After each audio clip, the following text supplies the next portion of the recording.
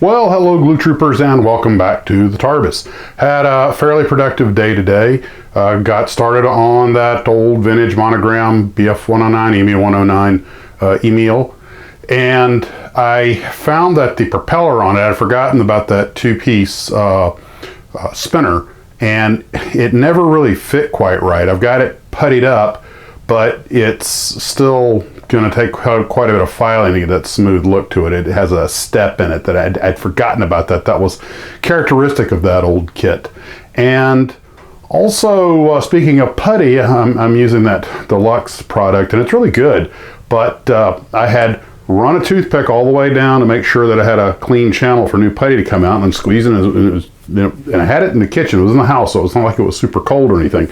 And I couldn't get it to extrude, which happens sometimes, no matter how, you ever notice that some things like glue or putty or stuff, no matter how much you run a spike or something in there, all the way down to make sure you should be where the stuff would be easy to transit out, it still won't come out sometimes. And this one wound up exploding in my hand. It actually burst the side of the tube. But hey, had plenty of putty. Fortunately, if you get to that stuff quick, it is water soluble, so I was able to wash my hands clean very quickly because I didn't wear gloves.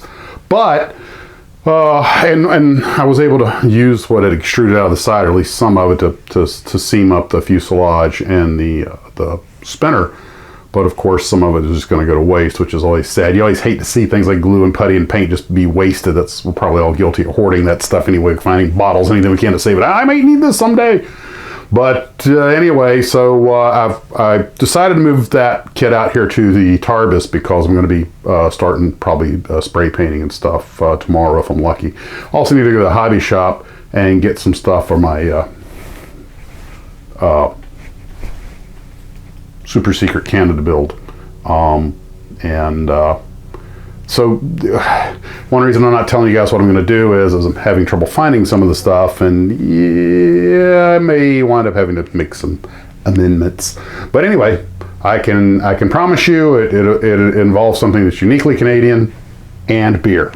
So the other thing was I got back to work on that Johan kit. The engine was completed today, and went ahead and, like I say, I'm not going to paint it, at least not any more than I have to, and more on that in a little bit. But of course, you have to scrape the chrome off where the plastic and the chrome are going to mate. And I noticed that Tamiya glue has a hint of trouble sometimes biting into this sturdier Johan plastic. It does it, but you really got to let it get tight. And where that really became a problem was the wheels. First off, I accidentally pushed, because these are like those old wire rim wheels, and I was pushing kind of hard, and it actually knocked the whole centerpiece out, and I got it back in and glued it in place. Not a problem. It fortunately came out clean, but the problem is that the two inner pieces of the rim, because you have this plastic white wall that goes in, that actually fits inside the rubber tire. And then you have these pieces that go inside. You have the mechanisms, because this thing's incredibly detailed. It's got the brakes and the steering mechanism. It actually has an exposed steering mechanism on it that you have to build. That's where you can see it. So, it's one of those things that you definitely want to do. In fact, I did everything on this car. I didn't take any shortcuts, didn't leave any parts out because they won't be seen. And impressed.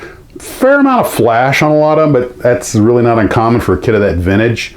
And I'm probably looking up when that kit came out and putting the number here right now, but I'm going to say probably around 65 off the top of my head. So it's on par, but all the parts fit very nicely. I understand now why people are so passionate about these Johan kits. They really do fit, and I understand that they're Chrysler Turbine cars considered one of the greatest kits ever made. Not just car kits, but kits ever made. A couple folks I know who built them have said that they really go together so well. They're very, very intricate and complex. As Chrysler actually paid for those molds to be made because Johan had done a lot of their promotionals, but also I forget, it was really expensive, like 150 grand or something like that, or more than that. It was a huge amount of money. It's probably in the Johan video. I should probably have gone and watched that before I did this just to update myself. But anyway, the kit so far hasn't given me an argument on fit. The instructions could be better. The way these wheels go together not that I got anything backwards. I got a few things like, oh, that goes that way.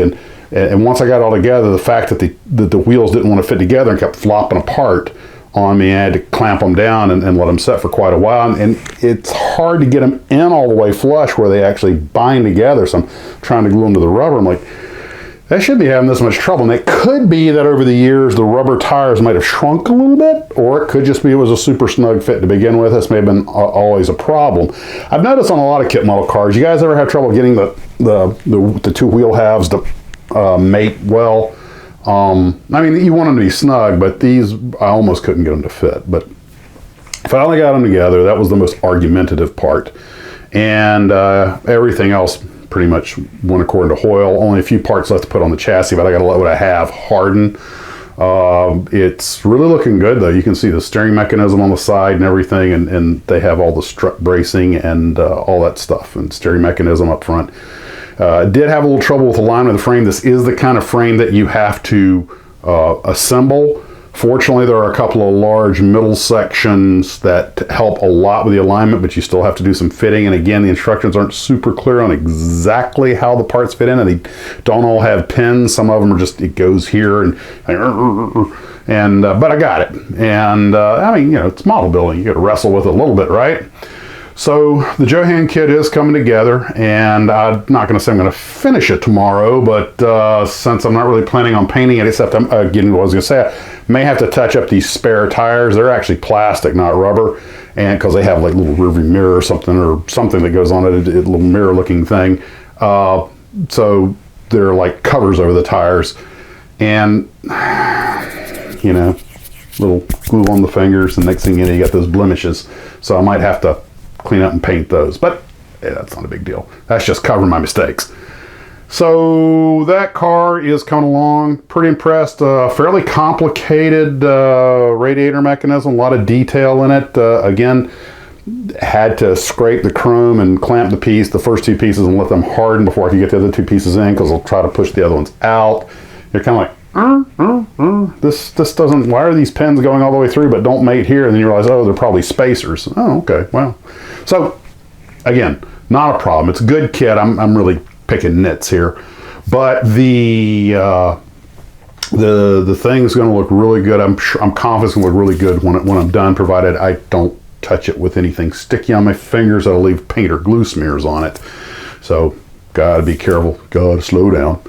Messerschmitt, I actually have some vacuum form canopies that were sent to me, these Falcon canopies that were sent to me by Glue Trooper for that would fit that kit, but then I realized I really want to do an out-of-the-box build with this kit, you know, like the way I used to do as a kid, so I'm probably going to stay with the kit canopy, which I test fit today, and it fits perfectly, so I'll go with that.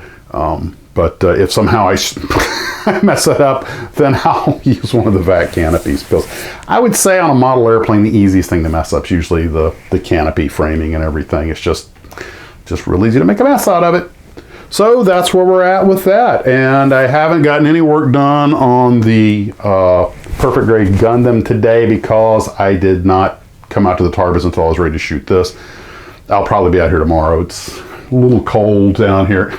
I know everybody in the northern U.S. and Canada is probably spitting their coffee out now, going, "You think it's cold? It's down to 61 degrees." Okay, now I'm just being a jerk. But anyway, that's it's just a little more comfortable to do it in the kitchen. So, but now that I'm going to start using paints and spraying and stuff and making a big mess, giggity. So I'd like to go to Hurricane Hobbies tomorrow and get some more stuff for my super secret Canada build, and pick up a few bibs and bobs when I'm there. I should make a list. I really got to start making a list when I go to the hobby shop, because a lot of things I know, a lot of times I go, I know one or two things, and then I'm kind of like, what else do I need? And then you come home and, oh, I forgot to get. So I should do a quick inventory after I video this. Well, that's what I got for tonight, guys. Hope you're doing well. Take care of yourselves, and as always, model on.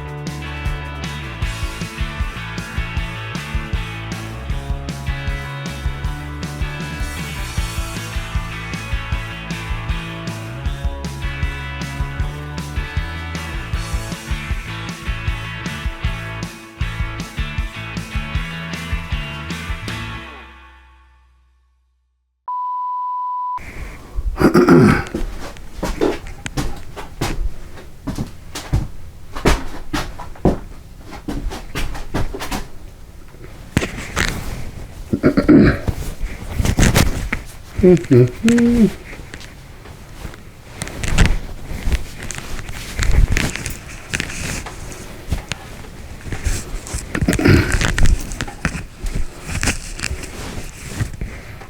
two. So we're out here in the TARDIS and probably will tomorrow. Hope to go to the hobby shop tomorrow. Might see about picking up a few models for my super secret. Everything's backwards in the camera, so I should be putting the thing. God, that's just sad. So I hope to go to the hobby shop tomorrow and get some stuff for my super secret Canada build. So I hope to go to the hobby shop tomorrow and get some more super secret stuff for my super secret. So I hope to go to the hobby shop tomorrow and get some stuff for my super secret Canada build.